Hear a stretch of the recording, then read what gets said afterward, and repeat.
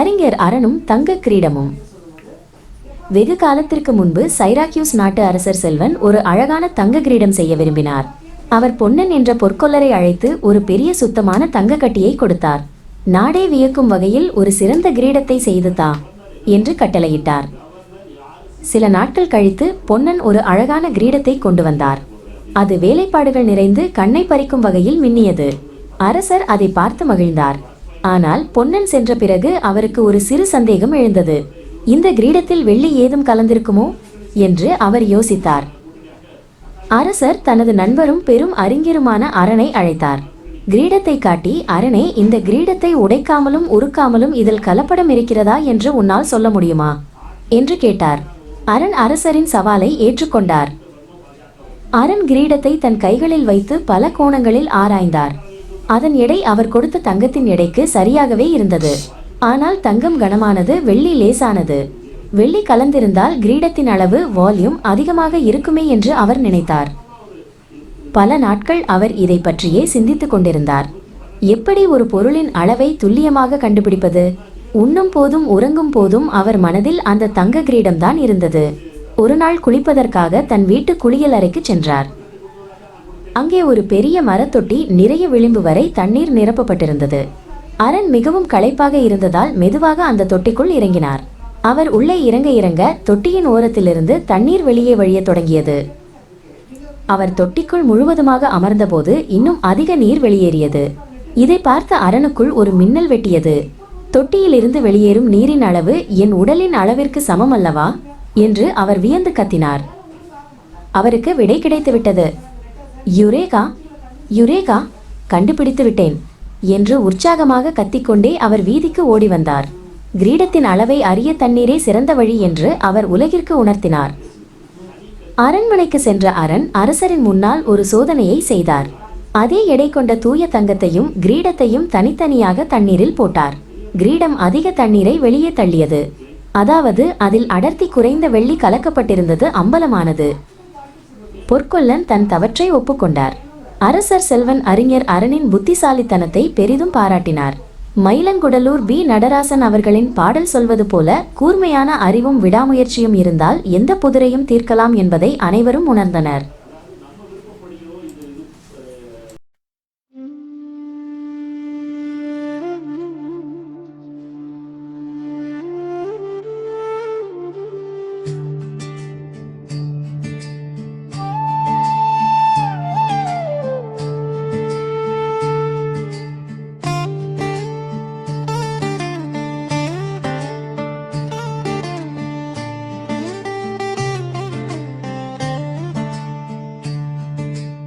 Archimedes மன்னன் சைராக்யூஸ் நாட்டா மாற்று குறையா பொன் கொடுத்து பொன்சை கொல்லன் ஒருவனிடம் புதிய முடிசை நீ என்றா.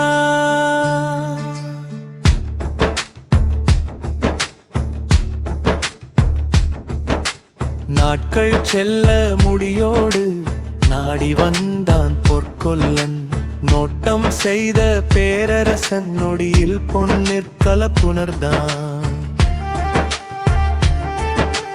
ஆர்கிமிடிஸ் எனும் பெயர் கொள் அறிவு மிக்க பெரியோனை நோக்கி வேந்தன் ஐயமிதை நீக்க வடிகான் என உரைத்தான்.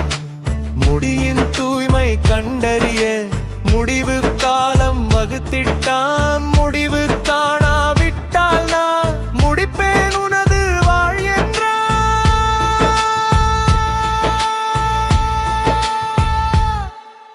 கண்டே கண்டே என கூவி வீண்டாய் விடுதா விண்ணானி. கண்டே கண்டே என கூவி விடியெல்லாம் வேகமாக ஓடினவே.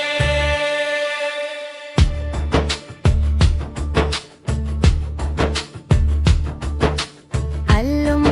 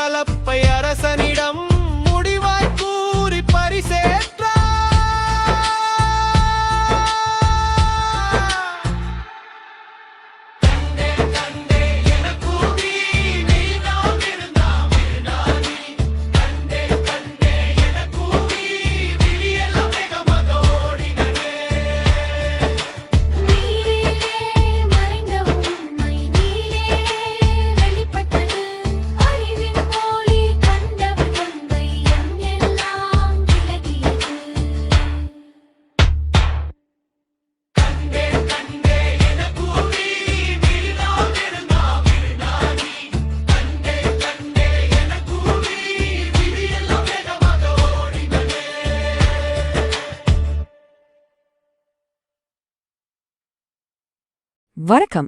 இன்னைக்கு நாம ஒரு மிகச் சிறப்பான விஷயத்த அலச போறோம். இயற்பியல் விதிய, அதுவும் ஆர்க்கிமிடிஸ் விதிய ஒரு திகில் கதை மாதிரி விறுவிறுப்பா சொல்லும் ஒரு அற்புதமான தமிழ் கவிதையை தான் இந்த தொகுப்புல நாம பார்க்க போறோம்.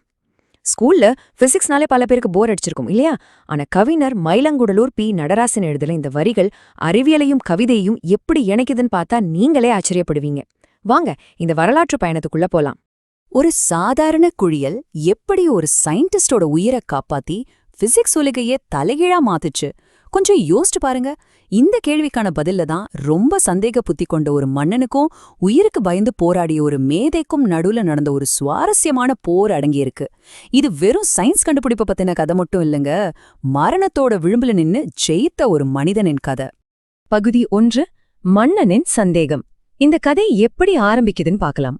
பழங்கால சைராக்யூஸ் நாட்டுல தான் இந்த நாடகம் ஆரம்பமாகுது. அங்கிருந்த மன்னன் ஒருத்தன் ஒரு பொற்கொள்ளன்கிட்ட எந்த குறையும் இல்லாத சுத்தமான தங்கத்தை கொடுத்து தனக்கு ஒரு புது கிரீடம் செய்ய சொல்றான். சில நாட்கள் கழிச்சு அந்த ஆசாரி கிரீடத்தை கொண்டு வரான். ஆனா அதை பார்த்தோன்னே மன்னனுக்கு ஒரு பெரிய சந்தேகம் வந்துடுது. தங்கத்துல ஏதோ கலப்படம் நடந்திருக்கு, இவன் நம்மளை ஏமாத்திட்டான் அப்படின்னு தீவிரமா நம்புறான் மன்னன். உடனே அந்த ஊர்லயே ரொம்ப அறிவாளியான ஆர்க்கிமிடிஸ அரசவைக்கு வரவழைக்கிறான். பகுதி 2, ஆபத்தான காலக்கெடு. இங்கதான் விஷயமே ரொம்ப சீரியஸ் ஆகுது. அந்த மன்னன் ஆர்க்கிமிடிஸ்க்கு கூப்பிட்டு சும்மா ஒரு உதவிய கேட்கல, ஒரு பயங்கரமான மிரட்டல விடுறான். முடிவு காணாவிட்டால் நான் முடிப்பேன் உனது வாழ். அதாவது, நான் கொடுத்த டைம்குள்ள இந்த கிரீடம் சுத்தமான தங்கமான நீ கண்டுபிடிக்கலனா உன்னை கொன்றுவேன் அப்படின்னு ஈவிரக்கமே இல்லாம எச்சரிக்கிறான். ஆர்க்கிமிடிஸ் முன்னாடி இருந்தது வெறும் ஒரு சயின்ஸ் பிரச்சனை இல்ல, இது வாழ்வா சாவா அப்படிங்கிற ஒரு கொடூரமான போராட்டம். இத படிக்கும்போதே நமக்கு அந்த மரண பயம் எப்படி இருந்திருக்கோன்னு புரியுது இல்லையா? இந்த மரண எச்சரிக்கையை கேட்ட ஆர்க்கிமிடிஸோட நிலைமைய கொஞ்சம் நினைச்சு பாருங்க. கிரீடத்தை உடைக்கக்கூடாது, எந்த சேதாரமும் பண்ணக்கூடாது, ஆனா அதுல கலப்படம் இருக்கான்னு கண்டுபிடிக்கணும். எப்படி முடியும்? ராப்பகலா தூக்கமே இல்லாம தொடர்ந்து யோசிக்கிறாரு, விதவிதமா ஆராய்ச்சி செஞ்சு பாக்குறாரு. ஆனா ஆரம்பத்துல எந்த ஐடியாவும் அவருக்கு கிடைக்கல. நேரம் போக போக அவரோட பதற்றம் எகிரிட்டே போகுது. எல்லா முயற்சிகளுமே வீணா போயிட்டு இருக்கு. பகுதி 3, நீர்த்தொட்டி வெளிப்பாடு.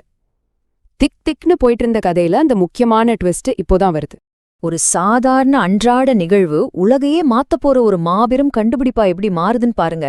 கண்டேன். ஆமாங்க, ஒரு நாள் ரொம்ப டயர்டாயி ஒரு நீர் தொட்டிக்குள்ள குளிக்கிறதுக்காக மெல்ல இறங்குறாரு ஆர்க்கிமிடிஸ். அவர் உள்ள இறங்க தண்ணி வெளியே கொட்டுறத கவனிக்கிறாரு.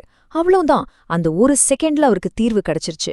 மூழ்கி எழுந்த அந்த சயின்டிஸ்ட் அளவற்ற ஆவேசத்துல தன்னோட ஆடைகளை பத்தி கூட கவலைப்படாம கண்டேன் அப்படின்னு கத்திக்கிட்டே தெருவுல ஓடினாருன்னு இந்த பாடல் வரிகள் தத்ரூபமா கண்முன் நிறுத்துது.